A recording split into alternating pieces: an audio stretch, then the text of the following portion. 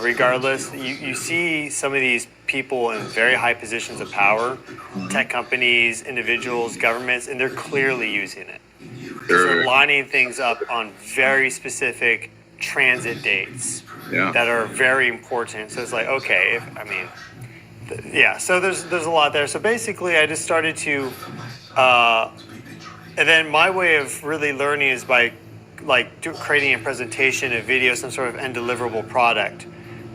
Because someone who can teach something is probably someone that actually knows it. So that was my way of kind of cementing in my mind this information. And so I haven't been doing this that long, which is why it's great to connect to people like you who have had this interest in this for decades now. And we've gone about it different ways. But there's also undoubtedly a component to this journey of just skin in the game, how much time you've been kind of looking into and feeling into these things. And if a big event happened in 2011 and you saw that unfold in real time, then that gives you that imprint and you know that's significant, whereas I may not find out about it until I stumble upon that big earthquake or whatever it is. Yeah. So that's an important aspect too, for sure. It's just tracking it often and tracking it for a long time. Yeah, and I love your your cosmic journey aspect of it as well, because there was we just had a Chilean earthquake, fairly significant. So anywhere else it probably would have been major, but there, they get such big ones. It's like a yawn almost. But there was well over a decade ago, there was one that was well into the nines, and if you look back in time, there was a massive, from that, there was a pretty good tsunami that hit Hawaii after that and caused a lot of death. So I was with a group that we used to do, we used to look at these things and, put our energy into it, meditate on it, or, send prayers or whatever. And that's what we did with this. And we were kind of calming it. I remember, taking my consciousness into the waves and so forth, or the energy that was, moving out, and calming it down. And sure enough, when it did finally hit Hawaii, it was almost nothing. So if you look at the past, it should have been, the same. So the cosmic journey is very important, I think, and I think we're raising our consciousness, and I think you're just right there with all this, helping people awaken, to all the different aspects that can really influence us, and we in turn can influence those aspects as well. Yeah, that's an important aspect. I feel like, it wasn't my intention starting off to hold sound healing meditations because there's a tsunami coming or something, but effectively it's like you start tracking this and then you start getting a following, and it's like, well, it's the least you could do, because it's only going to help. And if people are anxious, and there's a lot of people out there with anxiety and all these things, and it's good to help. And we have it, at times. It's just a good thing to do. So I did that last year for the magnitude 8.8 megaquake. This is maybe what you're referencing with Hawaii. That was Kamchatka, Russia. That we were expecting the tsunami to hit Hawaii. Yeah. And the prior magnitude 9 from the same location hit Hawaii in 1952, I believe, and that was actually fairly significant. Yeah. So the energy released from an 8.8, it's only about half of a magnitude 9, but still big event. But the tsunami did come in, but it wasn't destructive, and you can't outright dismiss the fact that in 2025 there were tens of thousands of people around the world praying, meditating, if not even hundreds of thousands, to ameliorate that effect and just to basically calm everything down. Whereas in 1950, you didn't have the internet and things like this. So basically people found out when it hit. So, those of us that are cognizant of this and we happen to be aware of it, like when it's happening live, I think I really see this as a responsibility for us to do these things. And so for that live stream for Hawaii, I first covered the earthquake, and then there's like a couple hours before I had to jump on a live stream again for the tsunami watch for Hawaii. But we had, I think, about 20,000 people for that one. So clearly people also want to help too. They want a focus point to help. Wow, that's incredible. And I didn't know that you did that. So that probably had an impact.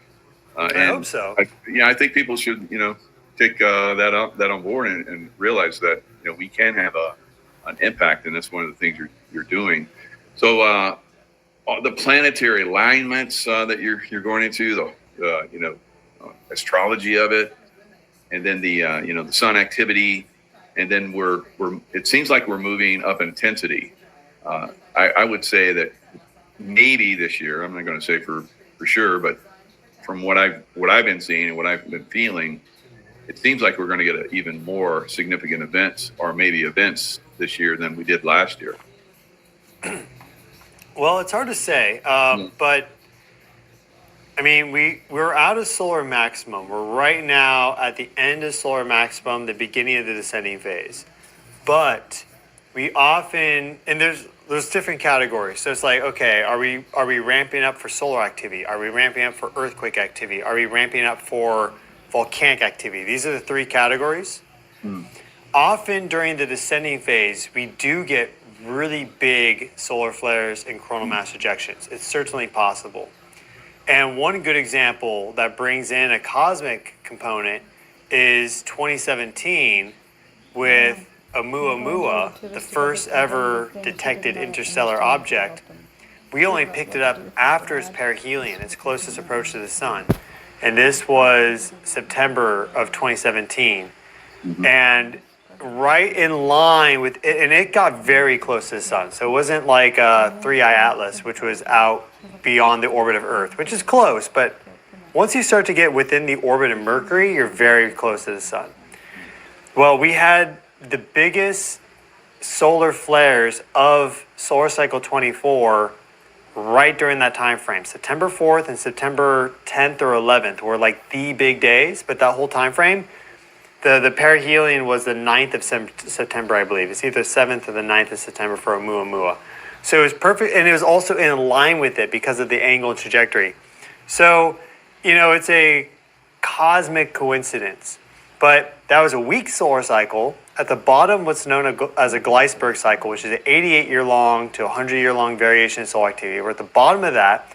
Then all of a sudden, we get these gigantic solar flares that blasted off perfectly in time with Oumuamua, which is the first ever interstellar object. So it's all these outlier events clustered together. That's what we see. And once you get that, it's like, well, is it a coincidence? So right now, we are going down in solar activity, but we do have the potential for there to be these kind of one-off gigantic bursts. So we could have the biggest event of this solar cycle a year from now, 3 months from now, 2 years from now. That's certainly possible. As it relates to earthquake activity, what we generally see is that earthquake activity, like high magnitude activity globally, increases and it's at its highest on average during solar minimum versus solar maximum. Now, the fact that we had this magnitude 8.8 megaquake during solar maximum maybe isn't the best sign that this solar minimum is going to be quiet and calm. It may be very, very active.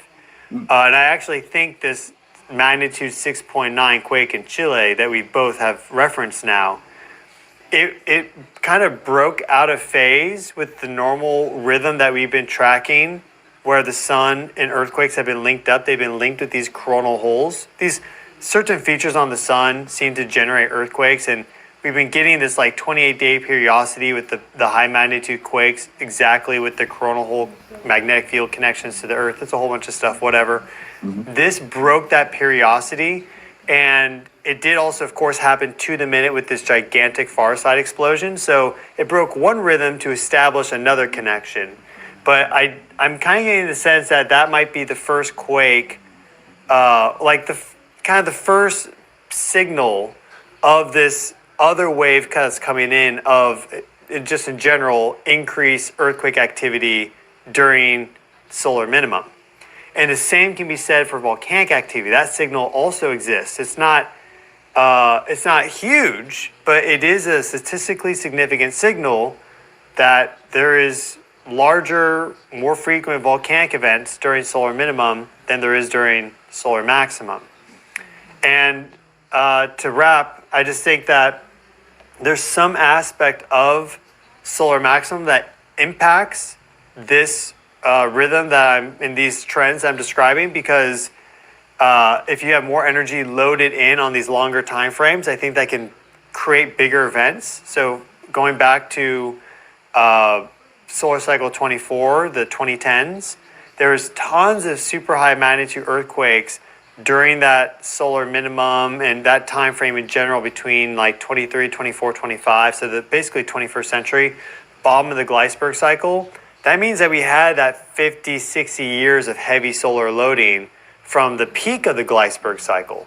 So we're still kind of in that trough too. That's important to keep in mind. So there can definitely be some really big events coming up for the next few years. Does this mean that the Earth is going to end or the world's going to flip or explode or something? Like, no, I don't see any evidence of that. Though there are some interesting things happening, but I don't think that's the case. But yeah, I mean, this can actually affect people, like you were saying. Like, tsunami can hit and it can be destructive, it can be deadly. So we should not go straight to fantasy land with everyone dies, but we should also not just completely discount that these things, which some people seem to do, that these things matter and can knock houses off foundations and, have real world effects. Yeah, like definitely. Where you are in Lake Tahoe, they've recorded like massive waves of energy coming in from landslides hitting the lake. So there can be these crazy events that occur depending on, that's like an earthquake on a fault that has like a 500-year reoccurrence interval, and that's like a 1 in 12,000 year event. They don't know exactly how often, but these things happen. So it's really wild. Yeah, we had some pretty good earthquake activity not too long ago, close to this area. We even in this house, we had some pretty good shaking. So, it happens. I lived in Southern California for a long time as a Navy SEAL. And, I remember being in my condo one time and it shook like crazy. And I was like, wow, I knew there were some guys out diving. So I went in and they were telling the guys that were in the boat, they're like, we didn't even know anything was going on. So top of the water, nothing. But the guys that were diving, they thought like a huge ship had gone overboard over the top of them. They're like, what are those guys doing up on the surface? They're not protecting us, because they were like just bounced around like crazy in the water column. So it's really, really interesting, how these energies move through the environment. Yeah, it's interesting. They must have been right near the bottom and had like the compressional waves stir things up and kind of shake them. Absolutely. But then because the shear waves don't pass through water, the boat was effectively unperturbed. Yeah. What year was that? Was that Northridge 91, or is this further back? No, that was a little bit after that. Or no, it was before that. So Northridge came later. That was incredible down in San Diego. It hit once, and I was like, wow, where was that? And then it was like early in the morning. I went back to sleep, and then it hit again, almost with the same intensity. But I don't know. So back when I was a Navy SEAL, back in maybe the early or late 2000 or 1990s, 98, something like that. So yeah, there's a rich history of earthquake activity that I'm really going into for Southern California. Mm-hmm. And one thing that's relevant, I'm in San Diego right now. One thing that's relevant there is that there's this bouncing between what's called the East California Seismic Zone, mm-hmm. which is basically like the Mojave Desert. Yep. This is on the eastern side of San Andreas. And then what happens is the activity's focused there on like a decadal time frame. This could be like 30, 40, 50, 60 years. And then it bounces back over to the western side of the plate. And effectively, it's more San Andreas based. And it's this loading and rupture cycle, basically, that exists. And so all these earthquakes popping off. And right now, we're probably at the transition between all of them happening in the Mojave, because there's been big magnitude 7s out there over the past few decades, probably back to the western side, which is where all the population centers are. But all those big earthquakes, they load energy into the faults nearby. and eventually then they get to that point where they rupture. So, all this information is so readily available now. So like, I mean, kind of the way I see it is like, there's all this info and research that a lot of amazing people have done.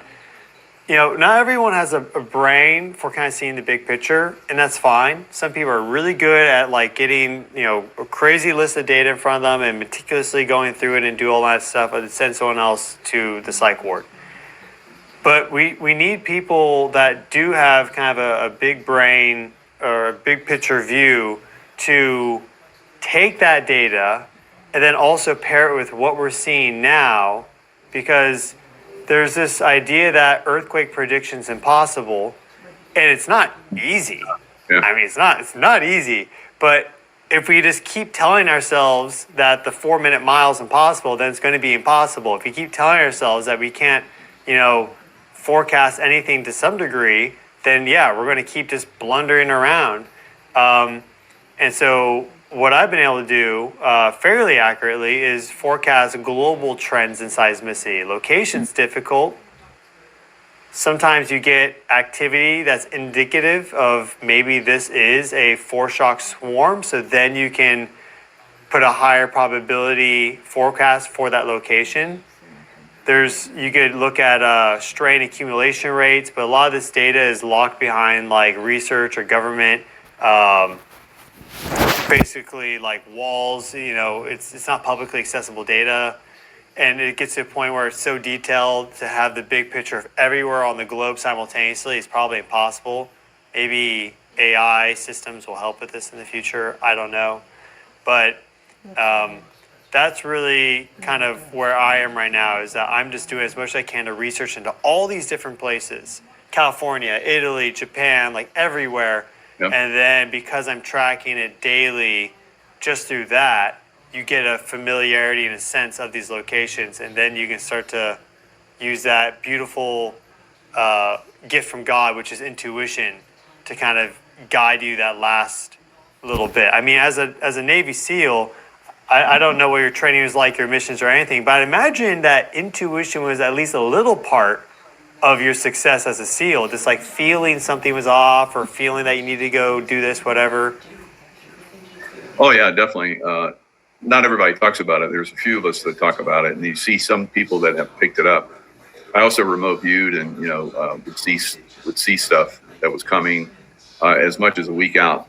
So there's that capability. We all have that, but like you're talking about, you have gone deep into some of these aspects, but you keep it very scientific, and I really, really appreciate that. I know you have that thread of the intuitive side, which I think is ideal to guide you and bring you to some areas that might need a little bit more focus than you would otherwise give it. And then you see things. So I see that in your work quite a bit, and I think that's not everybody goes there. I've followed a lot of people over the years. Dutch Sense was one that I followed for quite a long time, and he seemed to have a somewhat scientific bent, although he doesn't have a scientific background or a science background like you do. But he was projecting fairly well. A deep earthquake, sometimes followed by a bigger, more shallower earthquake, and it moves around these fault zones and so forth. So you've taken, I think, to an incredible level of your research is phenomenal. Like you're talking about, Camp Flegrei, looks like it's going to blow, but it doesn't, and just shifts somewhere else. And you've been able to follow, those shifts all around the world really well. Yeah, Dutch Sense, I haven't met him, but we've chatted just a couple times on his live streams, and he says some nice things because I guess he watches my channel as well. And he's a perfect example of how tracking this stuff daily or at some regular frequency for a long duration of time teaches you a lot. Yeah. I'm not sure how often he's in a research paper or 10 of them. I mean, probably every now and then. The guy posts every now on like Twitter, X, whatever, and he's not dumb. He's a smart guy. Oh yeah. But that component of tracking it frequently is so key. And see, that's where, and at a global sense too, because he's doing it for the globe. And so a lot of these people, they may be a mainstream scientist or whatever, say, oh, it's not possible.